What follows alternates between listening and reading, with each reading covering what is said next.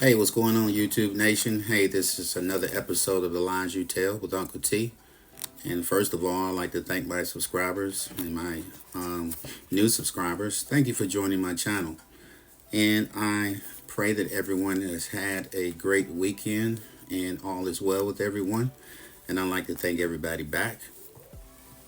And some of the things I like to talk about here in 2024, different, a little bit different than what we talked about before last year in 2023. I want to talk about and address anger. I know that I went to Anger Institute where I was going to be an anger counselor. You know how people have anger management issues and they have to come see a counselor or they're court ordered. I was going to do that, and I went through a class and got a certificate in anger management to be a counselor. And I never realized there were so many types of anger that a person could have. Just thinking that people were just angry for no reason. But there is a thing of sinful anger and there's righteous anger. First of all, the sinful anger has a lot of time to be more destructive and it causes issues and sin or cause any type of grief on the party that's carrying it out.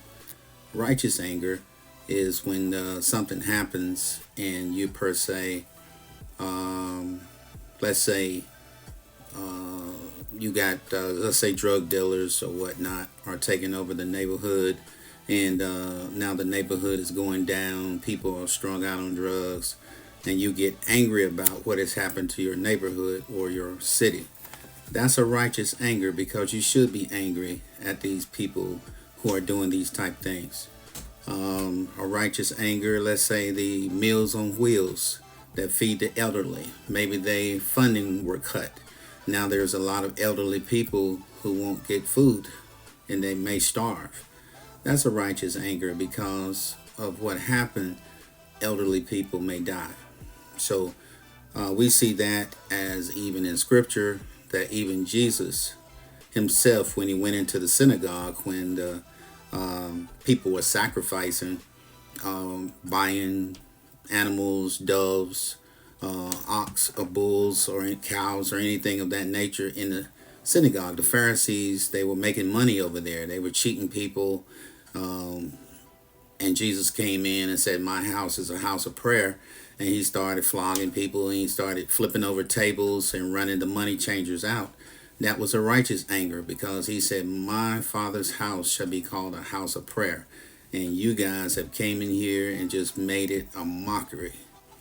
And I like to talk about the types of anger that you may have seen inside of people and just may wonder, what in the world is their problem? The first type of anger is the intermittent explosive disorder. The intermittent explosive disorder, which is the IED. These are people who have a sudden and extreme anger. They often resulting in aggressive verbal or physical behavior disproportionate to the situation. They have a sudden extreme anger that they can just blow up. You can say the least little thing to them and they blow up, or resulting in an aggressive verbal confrontation. These are the road rage people. You can just throw up a hand gesture and they go off. They may follow you all the way down the road, may pull a pistol on you, may try to get out of their car and fight you. Or they have behavior that's disproportionate to the situation, just like I was saying before. Let's say if you bumped into someone, you was in a shopping mall, grocery store, or anything like that, and you happen to bump into them, and then they get real irate at you and go off, curse you out, and may get ready to go to blows. That it wasn't that serious. You may have said, I'm sorry, excuse me, I'm sorry, I didn't mean to bump into you, and then they still continually want to go off. This is intermittent explosive disorder. The second one is chronic anger. Chronic anger is a long-lasting resentment or irritability.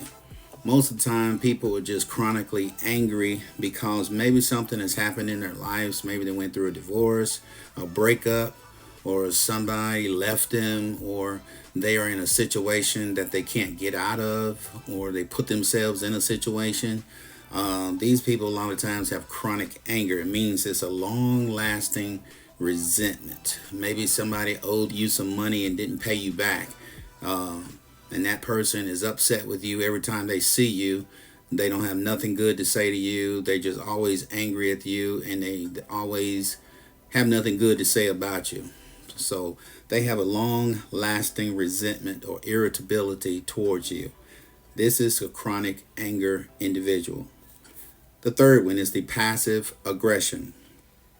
This is the person that expresses anger indirectly, like sarcasm, intentionally failing to meet responsibilities. This is the type of person who is very sarcastic. They may have something going on against you, but they don't really say they have something against you.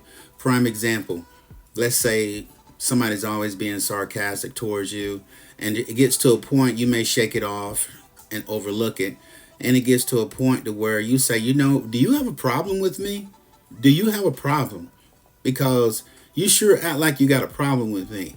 This is the passive aggressive anger, because they say things and do things in such a way that it expresses anger, but it has sarcasm, and they intentionally failing to meet responsibilities. They're not going to say anything about it, but they always got something to say about something about you. Or if somebody says something to you, they always doing gestures. Yeah, just like such and such. Oh yeah, if you had a did this, then that wouldn't have happened. Or they always got something smart to say. The next one is suppressed anger. This is bottled up anger, which can lead to emotional, physical health issues if not addressed.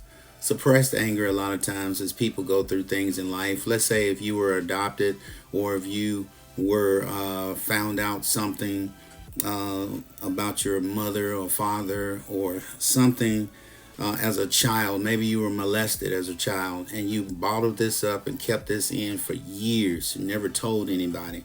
These things are bottled up anger because it has been going on for so long, and it's emotional and physical. They say that statistics say that a person can have bottled up anger, and it will affect your health, your heart, cause you to have heart problems, high blood pressure, cholesterol. You will age faster. It will break your body down because it's extra stress on the body. The next one is repressed anger. This is purposely avoids feelings related to stress, tension, and uncomfortable situations. Repressed anger is someone who they avoid the feeling of stress. If they're stressed out, they always want to blame something else. It's not my job. They come home and it's the job. It's stressing them out, but it's not the job. Or they may be tensed about something, but they don't want to talk about it. They don't want to talk about uncomfortable situations. They don't want to deal with anything that's going to cause stress or tension or anything that's going to make them feel uncomfortable. They don't want to talk about it. And the last one is self-inflicted anger. It's when anger is turned inward, leading to self-criticism, low self-esteem, and depression.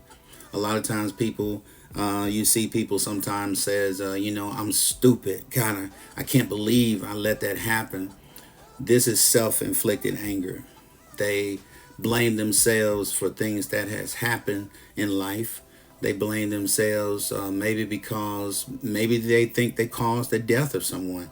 Maybe they think that if I hadn't went to work that day, my husband would not have taken that trip, and he may have passed away. Or they may feel that they are responsible for someone that it was inevitably that they were not.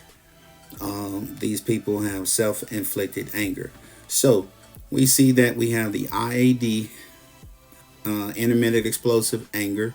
We have the chronic anger, passive aggression anger, suppressed anger, repressed anger, and self-inflicted anger.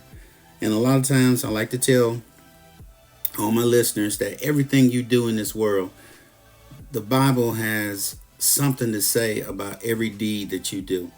Proverbs 14 and 17 says, "A man of quick temper acts foolishly, and a man of evil devices is hated." Proverbs 29 and 11 says, "Fools give full vent to their rage, but the wise bring calm in the end." So Proverbs is full of sayings about anger and how we should be dealing with anger.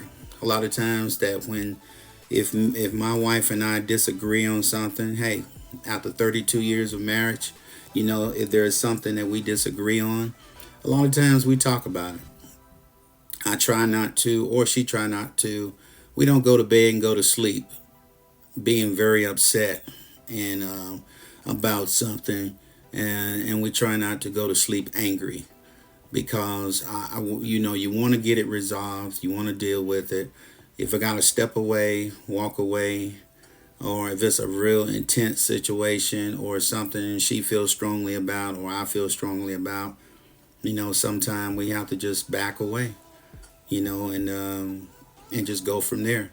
But the more you walk around with anger, the more you give the devil a foothold in your life. You give him permission to come into your life and just start sowing seeds of discord and start showing, you give him, let's say, like for health problems, you give him the open doorway to cause all these issues and to cause all these health problems. They said that once people went to therapy, I was looking at the 600-pound people that are on, I think, Bravo or a channel. And when they actually went to therapy, they actually lost weight because it was something that they got off of their chest. They got what was inside of them all those years that they were never able to tell anybody, and their lives changed. So if you have any type of anger that has been going on in your life for years and years and years, I'm telling you, get help. Get help. Talk to someone. Get it out. Let all that come on out, and you'll be surprised how much your life will change, and how much your health would change, and your outlook would change, your self-esteem would change. And a lot of times people are depressed on medication for depression. Is only a lot of it is just self-inflicted anger. So I pray that you got something out of these different types of anger, and just realize that there are 7 different types of anger. Well, I think I named 6 types of anger. So I want you to understand that when you see these, if you're in a relationship or you know someone who is in a relationship and they exhibit one or more, they might need to rethink that and not deal with someone until they get a hold of their lives. And you don't want to get someone involved with someone that has all these different type of anger problems, because it's going to lead to destruction.